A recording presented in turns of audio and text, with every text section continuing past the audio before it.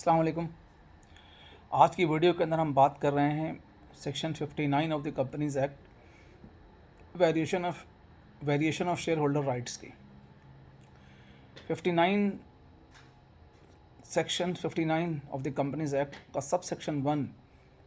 ये कहता है कि the variation of rights of share holders of any class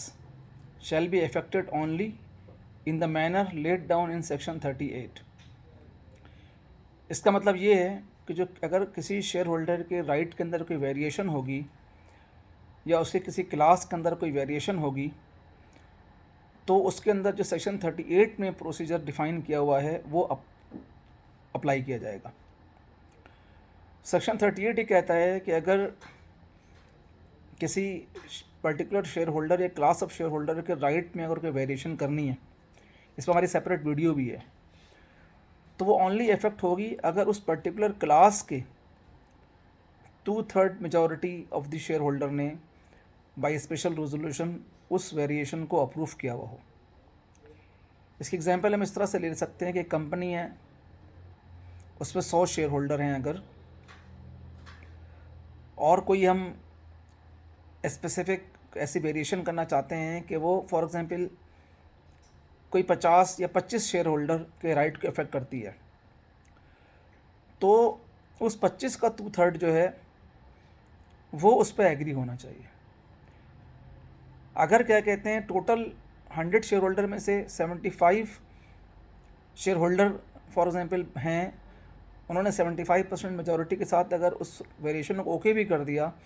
लेकिन इसके अंदर अगर क्या कहते हैं उस पर्टिकुलर क्लास के शेयर होल्डर जिनके राइट एंड लायबिलिटीज़ इफेक्ट हो रही हैं,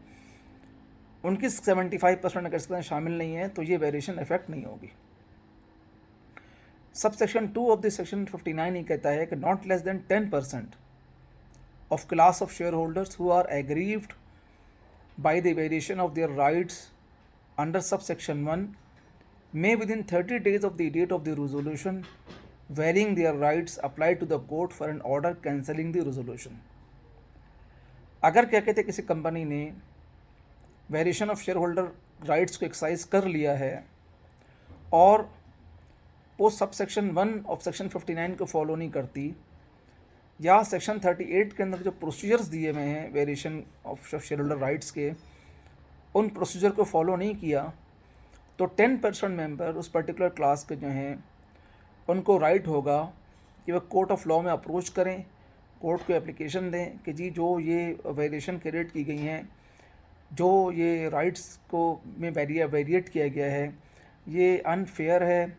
प्रेजुडिस है to the shareholder of the class represented by the applicant, तो कोर्ट इसके ऊपर क्या कहते हैं एक्शन ले सकती है, और वो कोर्ट को क्या कहते हैं अप्लाई कर सकते हैं कि इसके ऊपर वो कोर्ट एक्शन ले। सब सेक्शन 3 ये कहता है कि an application under sub section 2 may be made on behalf of the share holders entitled to make it by such one or more of their members as may be authorized in writing in this behalf। Section 3 ये कहता है कि जी वो जो 10% member हैं वो application दे सकते हैं कोर्ट को, और उनके बिहाफ पे अगर उन्होंने किसी शेयर होल्डर को ऑथराइज़ किया हुआ है तो वो भी उनके बिहाफ पर कोर्ट को अप्लाई कर सकते हैं कि ये variation of share holder rights हुई है। सब सेक्शन 4 ये कहता है the company shall with in 15 days of the service of the company of any order made on any such application forward a copy of the order to the registrar, and if default is made in complying with the provision of the provision making the default shall be guilty of an offence under section and be liable to a penalty not exceeding level 1 on the standard scale। यानी अगर किसी company को sub section 3 के तहत जो जिनके rights variate हुए थे, अगर वो एग्रीव शेयर होल्डर का 10% कोर्ट को अप्लाई करती है, उनके रिप्रेजेंटेटिव शेयर होल्डर्स क्या कहते हैं कोर्ट को अप्लाई करते हैं, कोर्ट डिसीजन देती है कोई भी इसके बारे में,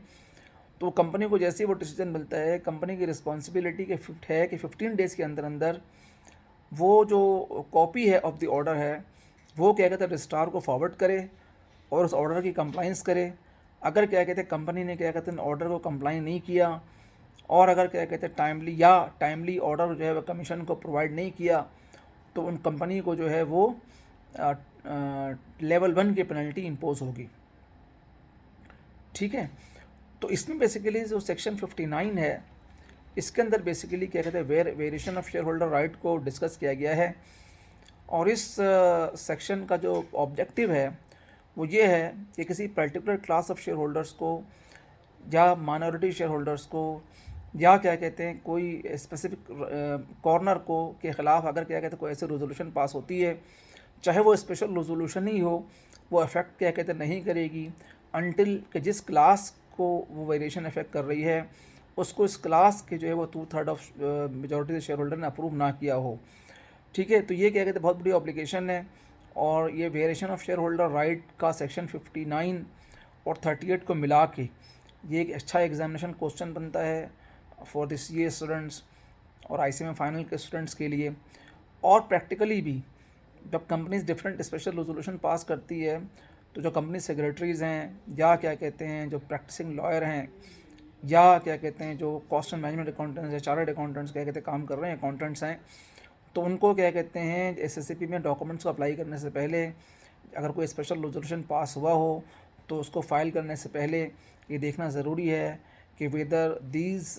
rights has been affected to any specific shareholder और नॉट।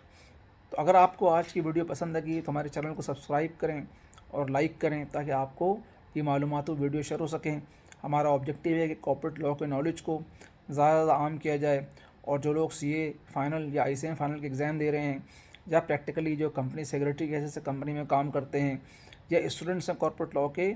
तो उनको क्या कहते हैं लॉ के बारे में अवेयरनेस क्रिएट की जाए। और हम अपने कंपनीज एक्ट की 2017 की सीरीज़ जो है हमारी जारी है और इंशाल्लाह हम अगले वीडियो में एक नए सेक्शन के साथ मिलते हैं। Thank you very much.